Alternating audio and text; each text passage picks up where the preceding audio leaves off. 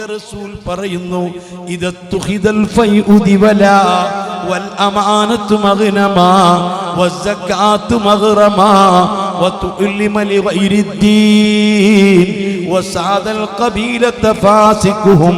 എൻ്റെ പ്രിയപ്പെട്ട മുത്ത് മുഅ്മിനീങ്ങൾ, ഇതൊന്ന് കേട്ടിരുന്നെങ്കിൽ, ഇതൊന്ന് ചിന്തിച്ചിരുന്നെങ്കിൽ, ഇതൊന്ന് ഉൾക്കൊണ്ടിരുന്നെങ്കിൽ, നമ്മുടെ ഹബീബായ തങ്ങൾ പറയുന്നു, ഇദത്തുഹിദൽ ഫൈഉ ദിവലാ,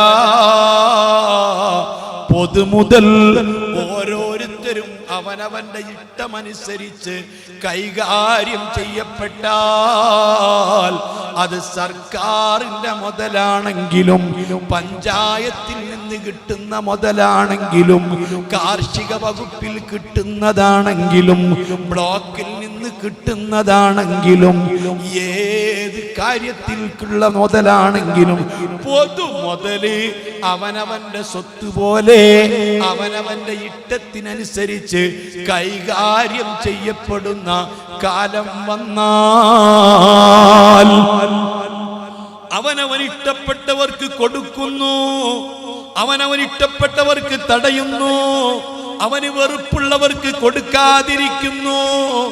ഇങ്ങനെ പൊതുമുതൽ അവനവന്റെ സ്വന്തം സ്വത്ത് പോലെ കൈകാര്യം ചെയ്യപ്പെടുന്ന കാലം വന്നാൽ അത് വഖഫ് സ്വത്താണെങ്കിലും, സർക്കാരിന്റെ മുതലാണെങ്കിലും, അതേ ബ്ലോക്കിൽ നിന്ന് കിട്ടുന്നതാണെങ്കിലും, ഏത് മുതലാണെങ്കിലും അവനവന്റെ സ്വന്തം സ്വത്ത് കൊടുക്കും പോലെ അവന്റെ പാർട്ടിക്കാർക്ക്, അവന്റെ ഇഷ്ടക്കാർക്ക്, അവന്റെ കുടുംബക്കാർക്ക് യഥേഷ്ടം അത് കൊടുക്കുന്നു, അവൻ ഇഷ്ടപ്പെടാത്തവർക്ക് തടയുന്നു.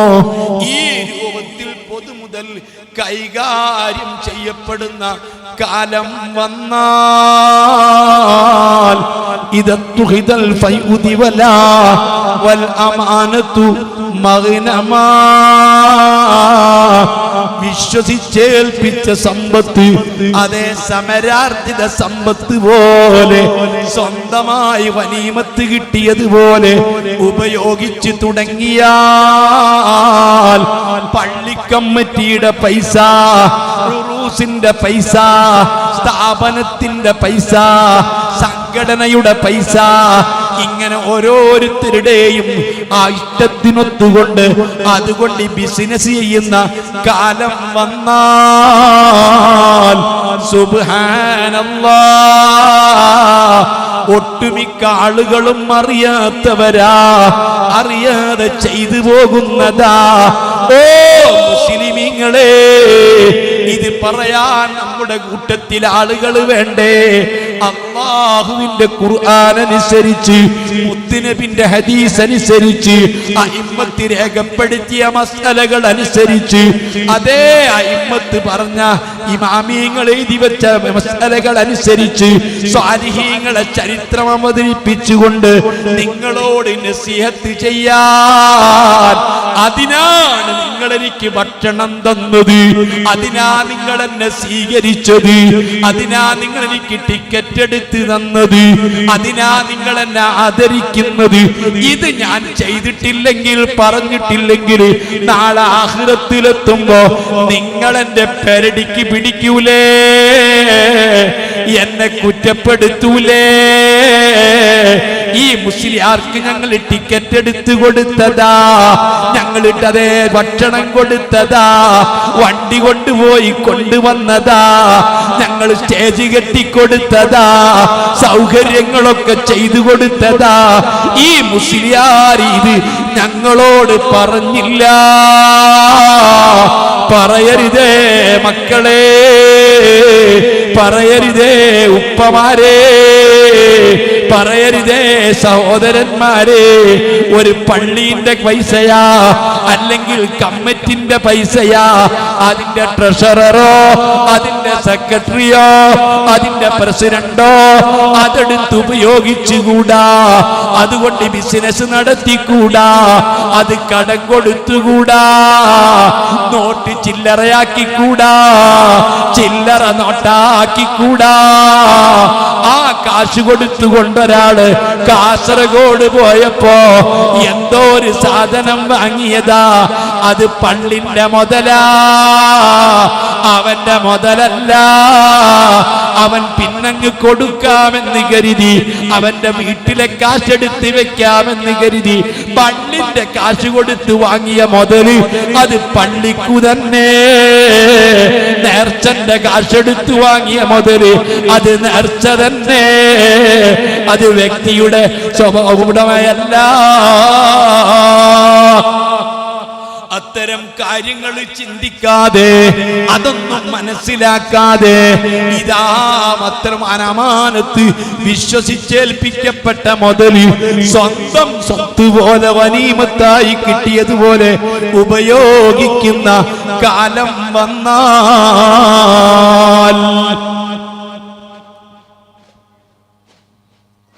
നമ്മുടെ സദസ്സിലേക്ക് വരുന്നുണ്ട്.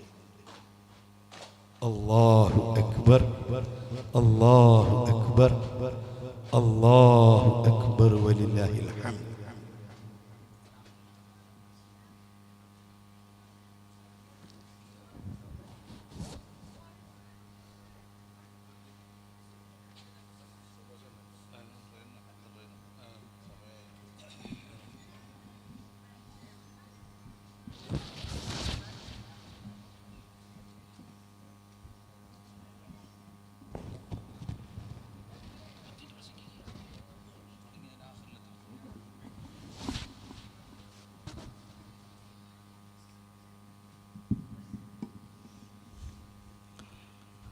ബഹുമാനപ്പെട്ട തങ്ങളുപ്പാപ്പ എത്തിയിട്ടുണ്ട്.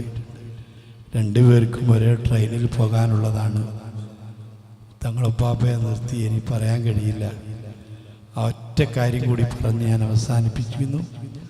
വൽ അമാനത്തു മഗ്നമാ, അമാനത്തായി ഇങ്ങനെ വിശ്വസിച്ചേൽപ്പിക്കപ്പെട്ട മുതലുകൾ അത് ഗനീമത്തായിട്ട് കിട്ടിയതുപോലെ, സമരാർജിത സമ്പത്ത് ലഭിച്ചതുപോലെ യഥേഷ്ടം കൈകാര്യം ചെയ്യാൻ തുടങ്ങിയാൽ, അത്തരം കാര്യങ്ങളിൽ തീരെ സൂക്ഷ്മതയില്ലാത്ത ഒരവസ്ഥ വന്നാൽ, സക്കാത്തു മഗ്റമ, സക്കാത്ത് കുടിശ്ശികയായിട്ട് കൃത്യമായിട്ട് കൊടുക്കാതെ, സക്കാത്ത് നൽകാതെ, അതൊക്കെ വലിയൊരു ബാധ്യതയായി വെച്ചു. അതൊക്കെ ഇപ്പോൾ 1 ലക്ഷവും 10 ലക്ഷവും ഒക്കെ ഉറുപ്പ്യ ഉണ്ടാകുമ്പോൾ അതിന് 25,000, 2.5% സക്കാത്ത് കൊടുക്കൽ, അതൊക്കെ വലിയ ബാധ്യതയുള്ള കാര്യമാണ് എന്ന് പറഞ്ഞ് സക്കാത്ത് കൊടുക്കാത്ത കാലം വന്നാൽ, അതിനോടൊക്കെ ജനങ്ങൾക്ക് വിമുക്തത വന്നാൽ, അതിനോടൊന്നും ഒരു താല്പര്യവുമില്ലാതെ വന്നാൽ, സ്വന്തം ഉമ്മയെ പ്രയാസപ്പെടുത്തി കൂട്ടുകാരനെ അടുപ്പിക്കുകയും ഉപ്പയെ അകറ്റി നിർത്തി. ഉപ്പ പറയുന്നതല്ല ശരി.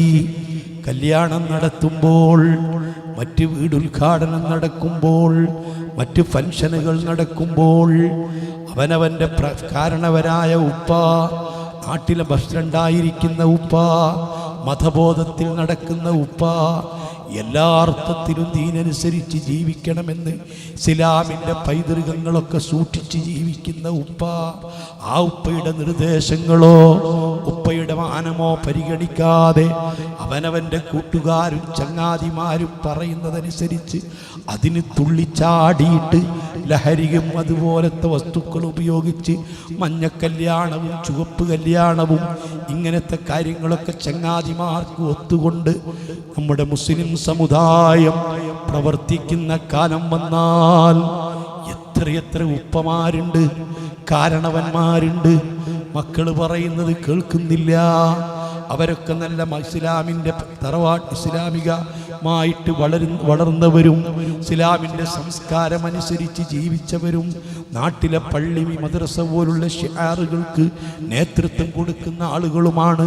പക്ഷേ മക്കൾ അവരൊന്നും പറയുന്നത് അവഗണിച്ചിട്ട് അവരെ കൂട്ടുകാരും സ്നേഹിതന്മാരും പറയുന്നതനുസരിച്ച് എല്ലാ അനാചാരങ്ങളും അവരെ ജീവിതത്തിൽ അവർ നടപ്പാക്കി തുടങ്ങിയാൽ വസാദൽ ഖബീലത ഫാസിഖുഹും. ഓരോ കുടുംബത്തിൻ്റെയും നേതൃപദവിയും കുടുംബത്തിൻ്റെ കാരണവരും നേതാവുമൊക്കെ ഏറ്റവും വലിയ തമ്മാടികളും ദുർനടപ്പുകാരുമായി. അവൻ്റെ കയ്യിലാ പണമുള്ളത്, അവൻ്റെ കയ്യിലാ പ്രതാപമുള്ളത്. അങ്ങനെ പ്രതാപവും പണവും ഉള്ള ആളുകൾ കുടുംബത്തിൻ്റെയും നാട്ടിൻ സമൂഹത്തിൻ്റെയും ഒക്കെ നേതൃനിരയിൽ വന്നാൽ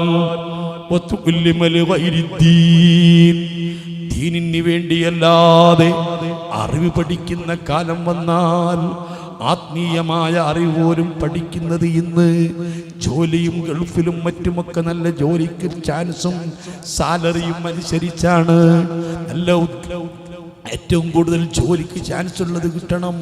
ഇങ്ങനെ ഭൗതികമായ അറിവ് മാത്രമല്ല, ആത്മീയമായ അറിവ് പോലും ഭൗതിക താല്പര്യങ്ങൾക്ക് വേണ്ടി പഠിക്കുന്ന കാലം വന്നാൽ അവനവന്റെ ജീവിതത്തിലോ അവനവന്റെ കുടുംബത്തിലോ അവനവന്റെ നാട്ടിലോ ആവശ്യമായ ദീനിന്റെ അഹ്കാമുകളും ദീനിന്റെ ആദാബുകളും ചിട്ടകളും അതേ പറയണം, പഠിക്കണം, പഠിപ്പിക്കണം, ഉൾക്കൊള്ളണം എന്ന് ചിന്തിച്ച് പഠിക്കുന്നതിന് വിപരീതം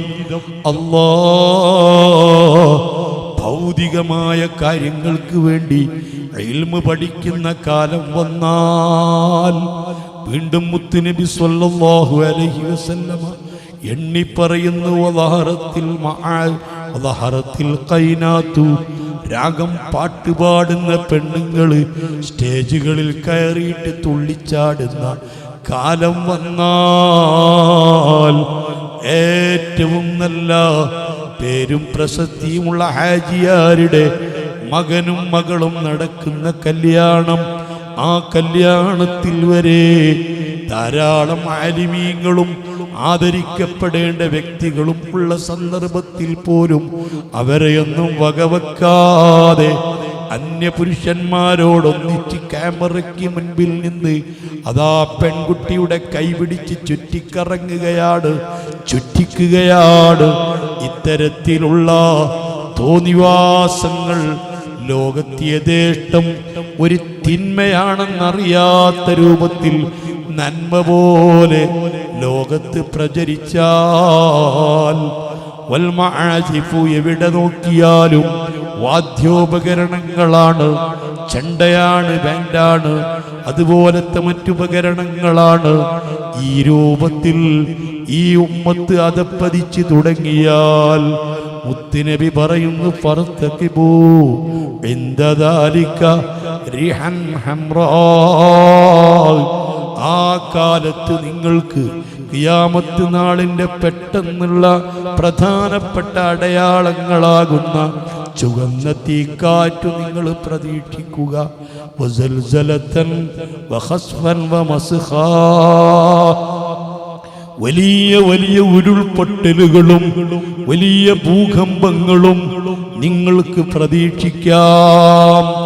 സുബ്ഹാനല്ലാഹ്, കഴിഞ്ഞ വർഷമല്ലേ വയനാട്ടിൽ 300ഓളം വീടുകൾ രാത്രി കഴിഞ്ഞ് നേരം വെളുത്തപ്പോൾ കാണാനില്ല. അന്ന് മുതൽ ഇന്ന് വരെ തെരഞ്ഞിട്ട് ഒരു ചെങ്കല്ല് കിട്ടിയിട്ടില്ല. വലിയ വലിയ പാറക്കല്ലുകളാണ്, കുടിച്ചിട്ട് കിട്ടുന്ന കല്ലുകൾ മുഴുവനും. 300ഓളം വീടുകൾ ആ മണ്ണിനടിയിൽ പെട്ടുപോയിട്ടുണ്ടെങ്കിൽ എത്ര കല്ലുകൾ ഉണ്ടാകും? എല്ലാം തലകീഴായി മറിഞ്ഞു. സുബ്ഹാനല്ലാഹ്, ഇതുപോലത്തെ പ്രകൃതി ദുരന്തങ്ങൾ ഒന്ന് തീരുമ്പോഴേക്ക് അതിൻ്റെ ദുരിതാശ്വാസ ക്യാമ്പുകളും അത് രണ്ടാമത് പുനരധിവസിപ്പിക്കാനും അത് കെട്ടിപ്പടുക്കാനും ശ്രമിക്കുമ്പോൾ കാണാം മറ്റൊരിടത്തതിലും ഭയങ്കരം. ഇങ്ങനെ തുടർച്ചയായി 1, 2, 3 വർഷം ഇതുപോലത്തെ അപകടങ്ങളും ദുരന്തങ്ങളും നിങ്ങൾക്ക് പ്രതീക്ഷിക്കാം. അങ്ങനെ പ്രതീക്ഷിച്ചാൽ പിന്നെ സ്വാലിഹീങ്ങളൊക്കെ മരിച്ചു തീരും, നല്ലവരൊക്കെ മരിച്ചു തീരും. ഈ 1-2 വർഷങ്ങൾക്കിടയിലായി എത്ര ആലിമീങ്ങൾ മരണപ്പെട്ടു, എത്ര സ്വാലിഹീങ്ങൾ മരണപ്പെട്ടു. അണുമണി തൂക്കം ഈമാനുള്ള ആളുകളൊക്കെ മരിച്ച് തീർന്ന് അവസാനം ചണ്ടികൾ മാത്രം ലോകത്ത് ബാക്കിയാകുമ്പോൾ അപ്പോഴാണ് ഖിയാമത്ത് നാൾ സംഭവിക്കുക. അർഹമുർ റഹീമീനായ അൽ മലിക്കുൽ ജബ്ബാറായ സർവാധിനാഥനായ അല്ലാഹു നമ്മയെല്ലാം ഇത്തരം ദുരന്തങ്ങളിൽ നിന്ന് കാത്തുരക്ഷിക്കുമാറാവട്ടെ. അപകടങ്ങളും ദുരന്തങ്ങളുമൊക്കെ നമ്മുടെ കാലത്തല്ലാതെ നമ്മുടെ ആഖിബത്തൊക്കെ നന്നായി അത്തരമൊരു കാലം വരുമ്പോൾ മുത്തുനബി ദുആ ചെയ്ത പോലെ അടിമകളെ കൊണ്ട് അത്ര വലിയ ഫിത്ന അല്ലാഹു ഉദ്ദേശിക്കുമ്പോൾ നമ്മെ അത്തരം ഫിത്നയിലൊന്നും പെടാതെ, ദുരിതത്തിലൊന്നും പെടാതെ, ഈമാൻ നഷ്ടപ്പെടാതെ ആഖിബത്ത് നന്നായി മരിക്കാൻ അല്ലാഹു തൗഫീഖ് നൽകട്ടെ. ഹബീബായ തങ്ങളെപ്പറ്റി പറയുന്നതിനാൽ, അവിടുത്തെ അഹ്ലു ബൈത്തിനെ ആദരിക്കുന്നതിനാൽ, അവരോട് ഹൃദയത്തിന്റെ ഉള്ളിൽ സ്നേഹമുള്ളതിനാൽ, അവരെ അനുകരിക്കുന്നതിനാൽ, അവരോടുള്ള ഇഷ്ടം നമ്മൾ പ്രസംഗിക്കുന്നതിനാൽ, അവരെ കൈകൾ പിടിക്കുന്നതിനാൽ അല്ലാഹ് സർവബന്ധങ്ങളും മുറിഞ്ഞു പോകുമ്പോൾ ആ മുറിയാത്ത ബന്ധം, ആ ബന്ധം കൊണ്ട് അല്ലാഹു നമ്മെ രക്ഷപ്പെടുത്തി തരട്ടെ. ഇജാബത്തുള്ള മജ്ലിസിൽ അല്ലാഹ് ഈ മജ്ലിസ് ഉൾപ്പെടുത്തി തരട്ടെ. ബഹുമാനപ്പെട്ട നൂറു സാദാത്ത് തങ്ങളും പാപ്പ അല്ലാഹു നല്ല ആഫിയത്തുള്ള ദീർഘായുസ് നൽകി ഈ ഉമ്മത്തിന് അവിടുത്തെ മദദ് തണല് അല്ലാഹു നിലനിർത്തി തരട്ടെ. ആമീന ബിറഹ്മതിക യാ അർഹമർ റഹീമീൻ.